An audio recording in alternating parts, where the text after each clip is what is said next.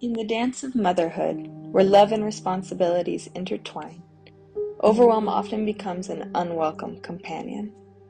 The daily juggle of nurturing, guiding, and providing often leaves me yearning for a moment of rest and quiet.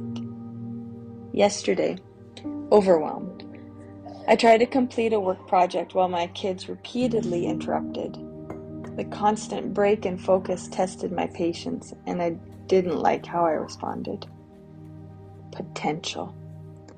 This word lives in my head constantly. Not living up to my potential as a mother, as a human, that scares me. And so I feel the pressure to excel in every category. After my meltdown, and once I collected myself, I asked my son if I could start over and try again. And he graciously agreed. And in that moment, I discovered the beauty of making a mistake and seeking to repair.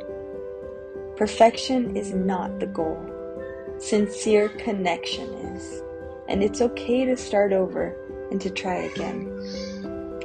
Overwhelm is communicating a deep need. It's a signal to find more balance. And I can choose to either complain or I can grow and adjust.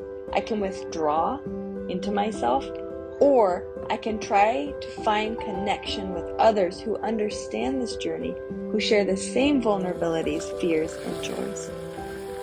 Finding joy and beauty in these simple moments, like waking up to watch the sunrise and enjoy a cup of coffee, that helps to find balance. This is a fun and demanding season of life. Community matters. These simple joys, they matter. And making mistakes and trying again, that matters. And so, dear mothers, as you navigate the ebb and flow of overwhelming moments, remember that making mistakes and seeking repair can be beautiful. Overwhelm can be a teacher. Embrace the journey. Seek the support you deserve. And now that you don't have to be perfect, you can be good.